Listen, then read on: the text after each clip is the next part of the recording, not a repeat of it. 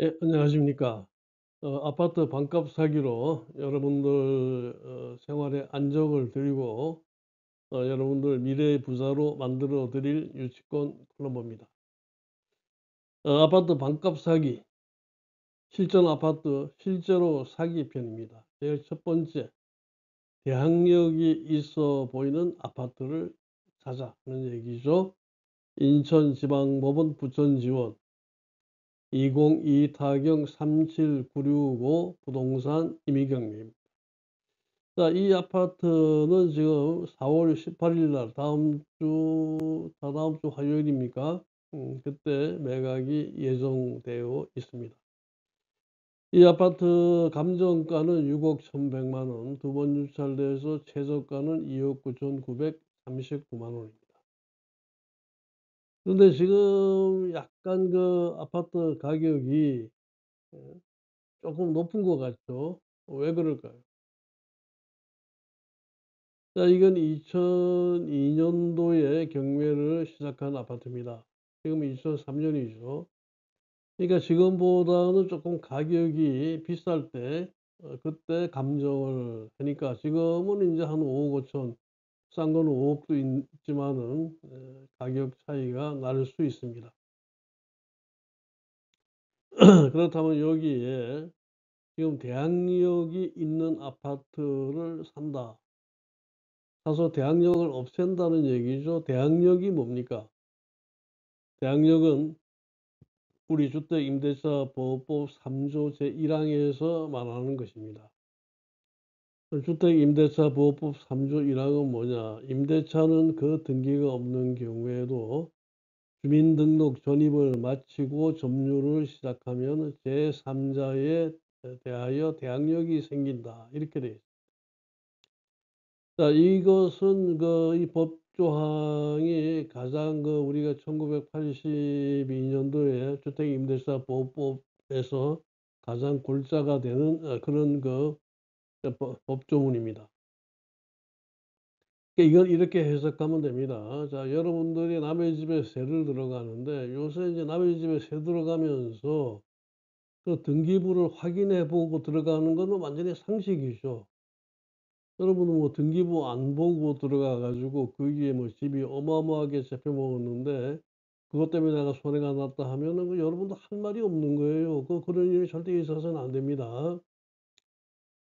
그런데 자, 여기에 이 아파트의 대항력이라고 하는 건 뭐냐? 여기에 이순희라고 하는 분이 2018년 12월 27일 날 전입 신고를 했습니다. 그래서 보증금 8천만 원으로 전입 신고를 했어요. 자, 그러니까 이분이 대항력이 있는 거 아니냐. 그런데 이분의 대항력 여부는 우리가 등기부를 보면은 알 수가 있습니다.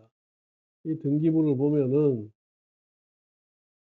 건전항권 설정이 2021년 4월 23일 날 건전항권 설정이 3억 3,600돼 있죠.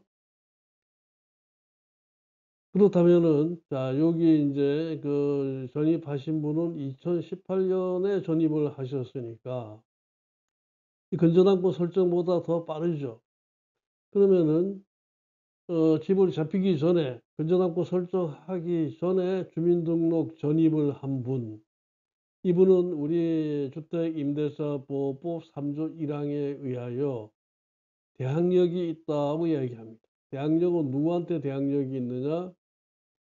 은행에 대해서 대항력이 있는 게 아니고 이것이 이 집이 경매로 간다 하더라도 경락을 받아서 이 집을 소유권을 취득하는 분한테 대해서 대항력이 생기는 겁니다. 실제 인제 지금 현재의 집주인은 2010년 12월 24일 날 뭐 크리스마스 기점해 가지고 집을 샀는지 모르겠습니다. 2억 7,500만 원 주고 이 집을 매입을 했습니다. 그러면서 인제 2018 년에 보증금 8천만 원을 받고 이순희 씨한테 세를 놓은 걸로 이렇게 지금 돼 있죠. 그런데 이게 실은 사실이 아니라는 얘기죠. 소유자는 유영일 씨죠. 소유자는 유영일 씨인데 어떤 문제가 있었느냐. 이순희 씨는 유영일 씨의 어머니입니다. 그리고 이 집에 대해 가지고 근저당권 설정을 할 때에 이순희 씨의 바가들은, 그러니까 유영일 씨의 아버지가 오케이 중소기업은행에 가셔 가지고 "우리는 이 무상으로 돈 안 내고 살고 있는 것이지, 아들 집이니까. 돈 내고 살고 있는 게 아니다." 하는 무상거주 확인서를 썼습니다. 무상거주 확인서니까 돈 안 내고서 그냥 살고 있다고 하는데, 아마 여러 가지로 그 어머니께서는 좀 갑갑하셨던 모양이에요. 하기야 지금 이 등기부를 보시면은 중소기업은행 3억 3,600, OK저축은행 2억 4,600, 또 개인 가압류가, 이 가압류가 뭐 한 13-14억 정도 돼요. 그러니까 이거 우리가 지금 아무것도 없이 쫓겨나게 생겼으니까 "남은 월세 보증금이라도 있어야 되겠다." 이렇게 해 가지고 "나도 임차인이다. 나도 세입자다." 이렇게 신고한 걸로 보입니다. 근데 이거 뭐 참 탓할 수도 없죠.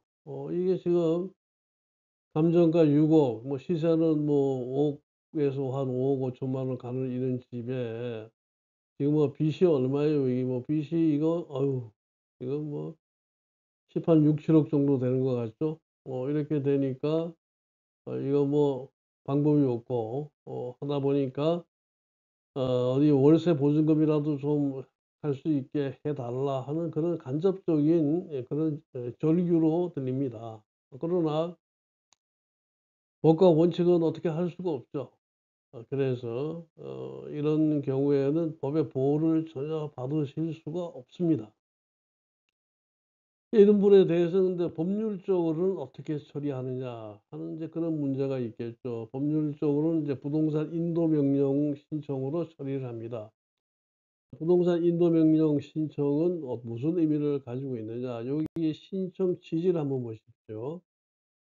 비신청인 별지 목록 기재 부동산의 점유를 풀고, 여기에서 별지 목록 기재 부동산이라고 하는 건 지금 경매가 되는 이 아파트를 얘기하는 겁니다.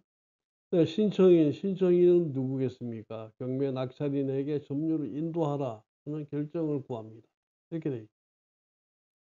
이 사건은 2022 타경 3796고 부동산 임의 경매고, 신청인은 경락인이고 피신청인은 이순희 씨입니다. 그렇다면은 이분한테 대항력이 있는 분인데, 이 부동산 인도명령 신청을 대항력이 있는 분은 무조건 보상을 받습니다. 그런데 이분이 잘못된 그 부분은 뭐냐 하면은 대출을 받을 때 어 "나는 돈 안 내고 그냥 살고 있다." 하는 그 확인서를 써 줬죠. 그러니까 그 확인서 써준 거에 대한 책임을 져야 될 수밖에 없습니다. 예, 사실관계를 한번 보십시다. 이 신청인은 경락인이죠. 나는 이 집을 경락받아 가지고 잔금 전액을 납부하고 소유권을 취득한 원시 취득자. 그래서 자 인제 "집을 비워 주세요." 하고 요구를 했는데 "나는 대항력이 있는 임차인이다." 여기 임차인이라고 하는 말은 세입자입니다. 이렇게 주장하고 점유의 이전을 완강히 거부하고 있습니다. 그렇지만은 이 피신청인은 대항력이 있는 분이 아닙니다. 이분이 대항력이 설립할 수 없는 이유가 뭐냐. 그 가항 피신청인은 채무자 소유자의 어머니입니다. 그러니까 자기 어머니한테 집을 세 놓는 경우가 있습니까? 없습니까? 뭐 완전히 뭐 법적으로 어머니한테 세를 놓을 수 없다고 하는 그런 법은 없습니다마는, 우리가 관습상의 법으로는 있을 수 없는 일입니다. 괜히 이런 거 주장하면은 아들을 불효자식을 만들어요. 음. 그러니까 채무자가 어머니와 같이, 소유자가 어머니와 한 집에 거주하면서 어머니에게 집을 빌려줬더 집을 세를 놨다.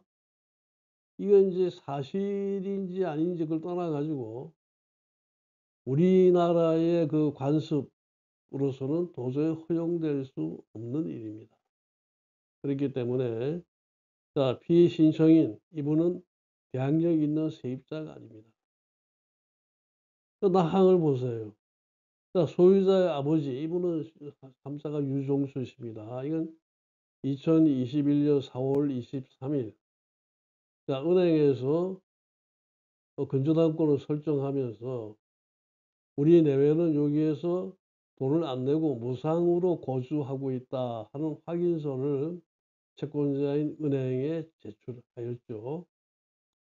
우리나라 대법원이 2017년 4월 7일 선고한 2016-248481 판결 건물 명도 사건에서는 그 판결 요지를 통해서 판결 요지 사항입니다. 주택 경매 절차에서 낙찰인이 권리 신고 및 배당 요구를 한 이 주택 세입자의 배당 순위가 1 순위 근저당권자보다 우선한다고 믿어서 임차 보증금 전액이 매각 대금에서 배당되어 세입자의 전세 보증금 반환 채무를 인수하지 않는다는 전제 아래 이 이제 매수 가격을 정하죠. 자, 이 가격을 얼마로 정할 것이냐 하는데 여기에서 인제 어 대항력 있는 세입자한테 배당하는 거를 그거를 보증금 반환 채무를 인수하지 않는다는 전제 아래에서 파는 가격을 정해서 낙찰을 받아 주택에 관한 소유권을 취득했다면은 설령 세입자가 1 순위 근저당권자에게 무상거주 확인서를 작성해 준 사실이 있어도 그 세입자의 전세 보증금을 배당받지 못하였다고 하더라도 그런 사정을 들어 주택의 인도를 구하는 낙찰인에게 주택임대차 보호법상의 대항력을 주장하는 것은 신의 성실의 원칙에 위반되어 허용될 수 없다. 대법원은 이렇게 판단해요. 결국은 뭐냐? 결국 피신청인은 대항력이 있는 세입자가 아니기 때문에 낙찰인이죠. 신청인 낙찰인은 소유권에 기한 방해물 배제를 청구하오니 이 민사집행법 제136조 제1항에 따라서 이 세입자가 점유를 신청인에게 인도하라는 취지의 결정을 하여 주시기 바랍니다. 자 이렇게 신청을 했습니다. 이렇게 신청을 하면 어떻게 되겠습니까? 여기서 인도명령 신청이라고 하는 거는 인도명령이 무슨 소리일까요? 가장 쉽게 얘기하면 방 빼라는 얘기입니다. 집 빼서 나가라는 얘기입니다. 이사 나가라 하는 그런 명령입니다, 법원에서. 그러면 법원에서 인도명령 결정이 납니다. 인도명령 결정이 나면은 그럼 어떻게 해야 됩니까? 자 인도명령 결정을 했는데도 그러면 인도명령 결정문을 두 사람한테 같이 보냅니다. 낙찰인한테도 보내고 그다음에 살고 있는 분한테도 보내죠. 그런데 이 살고 있는 분한테 우편 배달이 안 가면은 또 집행을 못 합니다. 그래서 그걸 고의적으로 인도명령 결정문을 안 받는 분들도 계시다고 하는데 일단 이 우편 배달을 하든지 우편 배달해서 안 받으면은 그다음에 집행관한테 야간 특별 송달 신청을 합니다. 그 야간 특별 송달 신청을 해도 안 받으면 이제 공시 송달 신청을 합니다. 이 공시 송달이라고 하는 건 뭐냐면 법원 앞에 게시판이 있습니다. 그 게시판에 보름 동안 붙여 놓으면은 그 송달된 것으로 간주합니다. 실제 여러분들이 법원에 가셔 가지고서 보시면서 '아 게시판에 우리 집에 뭐 인도명령 올 거 있나.' 하고 보시는 분들은 없죠. 음. 인도명령 신청하는데 32,200원 들어갑니까? 32,200 원. 이게 뭐 하냐면은 인제 인지대는 인도명령 신청하는데 1,000 원입니다. 여기에 반해 가지고 송달료가 인제 한 번에 5,200 원씩이에요. 5,200 원씩 신청이 3 번, 이제 비신청이 3번, 역 6 회분을 붙이니까 이게 31,200 원입니다. 31,200 원을 하면은 인제대까지 32,200 원이죠. 이 32,200 원을 붙이게 되면은 자 법원에서 인도명령 결정문을 만들어서 집에까지 보내줍니다. 송달됩니다. 어 이렇게 해서 이제 집행관한테 접수하게 되면 집행관이 접수받아 가지고 뭐 며칠 주일 내로 가서 계고를 하게 됩니다. 계고 절차는 뭐냐면은 "앞으로 한 2주 시간 드릴 테니까 이사를 나가십시오." 이렇게 얘기를 하는 겁니다. 자 그렇게 해서 이사 안 나가게 되면 어떻게 합니까? 집행을 하게 되겠죠. 자 이런 절차를 밟게 됩니다. 자 오늘 이 시간의 주제는 뭐냐? 대항력이 있는 세입자. 대항력이 있는 세입자라고 해서 여러분들 그냥 무조건 겁을 내고 '아 저 사람은 대항력이 있다.' 대항력의 실제도 파악하지 않고 그렇게 하는 경우가 너무 많습니다. 이 대항력에 대해서 여러분들이 어느 정도 아신다 하더라도 정말 아파트를 반값에 살 수 있는 기회가 많이 있을 것입니다. 저는 다음 시간에 다시 뵙겠습니다.